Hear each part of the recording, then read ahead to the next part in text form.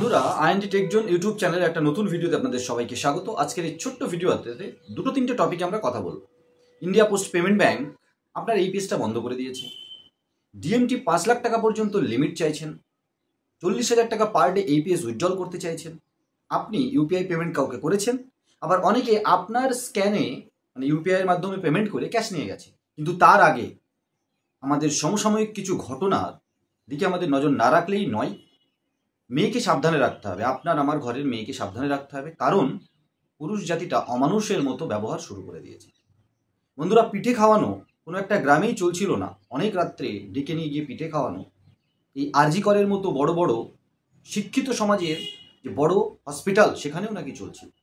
পরীক্ষার পরে যে থিসিস হয় বিভিন্ন পরীক্ষার বা পরীক্ষাতে পাশ করার পরে সে রেজিস্ট্রেশন নাম্বার পাবে, সে প্র্যাকটিস করতে পারবে, তার আগের বিভিন্ন পার্টে নাকি ওই আরজি কর বা আরজি করের মতো বড় বড় মেডিকেল কলেজেও প্রিন্সিপালকে, হেড অফ দ্য ডিপার্টমেন্টকে পিঠে খাওয়াতে হতো।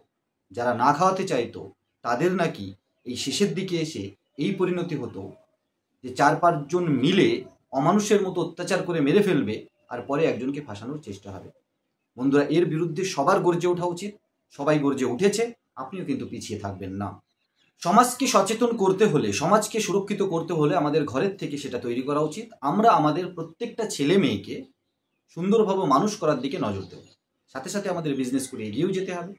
বন্ধুরা, একটা ছোট উদাহরণ দিই। 1 লাখ টাকা আপনার কাছে আছে, আপনি ব্যবসাতে লাগাতে গেলেন বা শেয়ার মার্কেটে লাগাতে গেলেন, আপনার লস হয়ে গেল, 25% বা 50% লস হয়ে গেল। হতেই পারে, ব্যবসা মানেই প্রথমেই প্রফিট হবে, সেটা কোনো ব্যবসায় কেউ কোনোদিন করে দেখাতে পারেনি, সম্ভব নয়।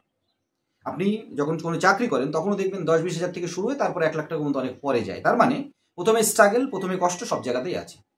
আপনাকে প্রথমে লস হয়ে গেল, তারপরে আপনি প্রফিট আস্তে আস্তে করা শুরু করলেন। এই মানসিকতা থাকলে তবেই ব্যবসাতে আসে। এই সময় পশ্চিমবাংলা বা ভারত বা ন্যাশনাল ইন্টারন্যাশনাল ইকোনমিরও যা অবস্থা, সেখানে কাজ মানে চাকরি পাওয়াটা আগেও কষ্টের ছিল, এখনও কষ্টের। তার থেকে সেলফ এমপ্লয়েড বিজনেস, কারণ বিজনেস করলে আলটিমেটলি সার্ভিস বা প্রোডাক্ট যদি আপনি মাধ্যমে বিজনেস করেন, আপনি কিন্তু একটা ভালো জায়গায় দাঁড়াতে পারেন। অবশ্যই একা ইনকাম করে খুব একটা এগিয়ে যাওয়া যাবে না। যে কোনো একটা কনসেপ্টে আসুন যেখানে আপনি টিম হিসাবে কাজ করবেন। আপনাকে একটা টাইমের পরে আপনার টিম একটা রেকারিং ইনকাম করে দেবে। আমরা বিভিন্ন ভিডিওতে এটা বলার চেষ্টা করি। যাদের পছন্দ হবে ভিডিও দেখুন, আমাদের সাথে কন্ট্যাক্ট করুন। আপনার আশেপাশে এরকম কোনো কনসেপ্টে আপনি চলার চেষ্টা করুন।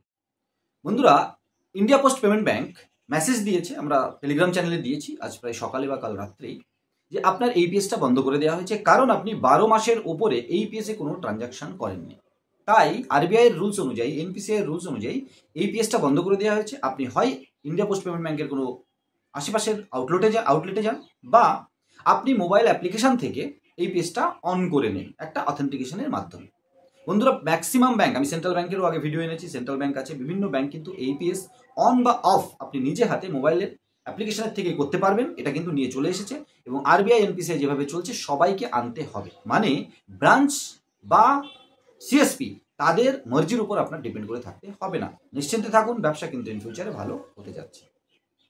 বন্ধুরা, পরের টপিকটা আমি স্ক্রিনশটে আপনি দেখতে পাচ্ছেন, কোনো একজন বন্ধু আমাদের কমেন্টস করেছে, ডিএমটি লিমিট এক মোবাইল নাম্বারে মাসে 5 লাখ টাকা হওয়া উচিত, আর এইপিএস ট্রানজ্যাকশনের লিমিট 40,000 পার ডে হওয়া উচিত, 6টা ট্রানজ্যাকশন হওয়া উচিত। বন্ধুরা, এরকম ছিল, এইপিএসে আনলিমিটেড ট্রানজ্যাকশন ছিল, অনেক টাকা উইথড্রল করতে দিত, কিন্তু আমাদের আপনাদের দোষেই হয়নি। এবং এখনও বিভিন্ন ফ্রড থেকে রক্ষা করতে এবং মানি লন্ডারিং থেকে বাঁচাতে কিন্তু এইপিএস ট্রানজ্যাকশনের উপরে অঙ্কুশ এসেছে। কিন্তু যেভাবে এনপিসিআই, আরবিআই, ব্যাংক কোম্পানিগুলো চলছে, ইন ফিউচারে লিমিটও বাড়তে পারে, নাম্বার অফ ট্রানজ্যাকশনও বাড়তে পারে এবং কমিশনও বাড়তে পারে। অবশ্যই কাস্টমারদের উপরে চার্জ লাগছে, ওটা একটা কনভেনিয়েন্সের ডিএমডির মতো এইপিএসেও লাগবে বলেই মনে হচ্ছে। আপনারা কমিশন পাবেন, কিন্তু কাস্টমারের ব্যাগ থেকে চার্জ কাটা হবে, কারণ আলটিমেটলি এইপিএস কিন্তু এখনও সাবসিডিতে চলছে। সারা জীবন সাবসিডিতে চলবে এটা হতে পারে না, কাস্টমারকে চার্জ দিতে হবে, কারণ সে একটা সার্ভিস নিচ্ছে। বন্ধুরা, ডিএমটির কথায় চলে আসি। ডিএমটিটা 50,000 টাকা পর্যন্ত রয়েছে, একটা মোবাইল নাম্বারে এক মাসে 25,000 টাকা পর্যন্ত ট্রান্সফার করতে পারেন, বা 50,000 টাকা পর্যন্ত ট্রান্সফার করতে পারেন। বন্ধুরা, money transfer one type of, লিমিটের মধ্যে থাকলে ডোমেস্টিক মানি ট্রান্সফার ডিএমটি, লিমিটের বাইরে গেলে মানি লন্ডারিং। যেখানে যে কাস্টমার মানি ট্রান্সফার করছে সে তার অ্যাকাউন্ট বা প্যান কার্ডে হিট করাচ্ছে না, আপনার অ্যাকাউন্টের মাধ্যমে আরেকজনের অ্যাকাউন্টে পাঠিয়ে দিচ্ছে, যেটা আরবিআই এনপিসিআই কখনোই ওই 5 লাখ টাকা লিমিট দিয়ে মানি লন্ডারিং করার পারমিশন দেবে না। যদি 50,000 টাকার উপর ট্রান্সফার করতে হয়, 25,000 টাকার উপর ট্রান্সফার করতে হয়, তাহলে নিজের অ্যাকাউন্টে জমা করুন। আর সেখান থেকে আপনি ট্রান্সফার করুন। কারণ আপনার ব্যাঙ্ক অ্যাকাউন্টে পয়সা জমা হলে আপনার প্যান কার্ডে হিট হচ্ছে, আর আপনি যেখানে পাঠাচ্ছেন সেখানকাও প্যান কার্ডে হিট হচ্ছে। দুজনকে আইটিআর ফাইল করতে হবে, ট্যাক্স দিতে হবে, সেটা বলা হচ্ছে না।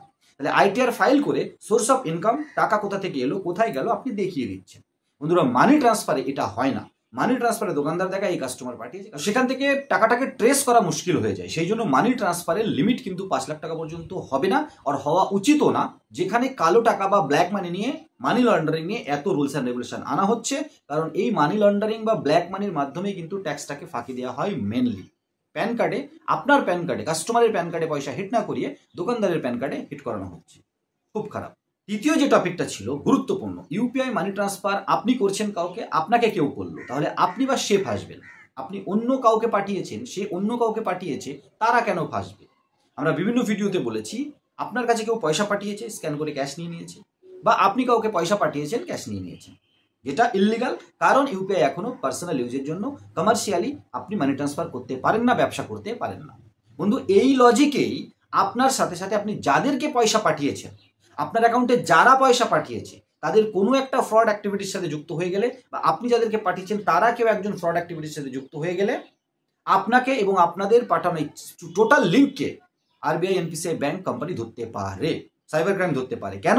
কারণ পার্সোনাল ইউজের জন্য যখন আপনি ইউপিআই দেওয়া হয়েছে, আর পার্সোনাল ইউজের জন্য যখন আপনি করেছেন, ব্যবসা করেছেন তো বলতে পারছেন না। যদি করেন, এক তো সাইবার ক্রাইমে ধরা খাবেন, আর এক পেনাল্টি 60% পর্যন্ত।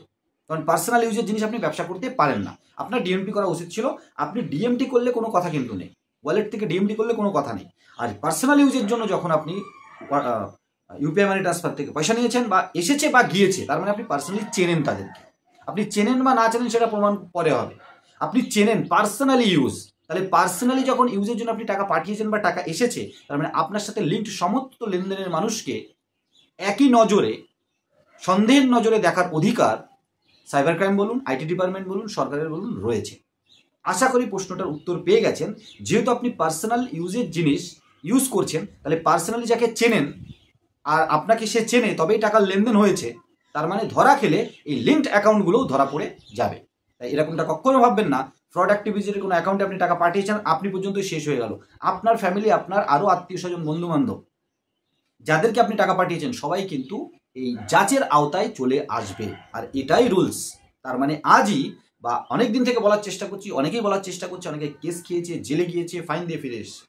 বন্ধুরা, ইউপিআই মানি ট্রান্সফার নয়, ডিএমটি মানি ট্রান্সফার।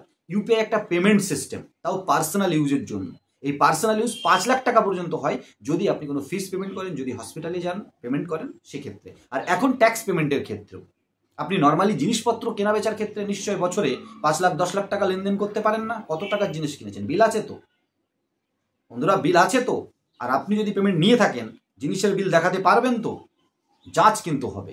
তাই আজই এই ইউপিআই মানি ট্রান্সফারের সাবস্টিটিউট হিসেবে ব্যবহার করে নিজের ফিনান্সিয়াল ফিউচার, বাকি আপনাদের যাদের কাছ থেকে আসছে আর যাদের কাছে পাঠাচ্ছেন, সবাইকে ফাঁসাবেন না।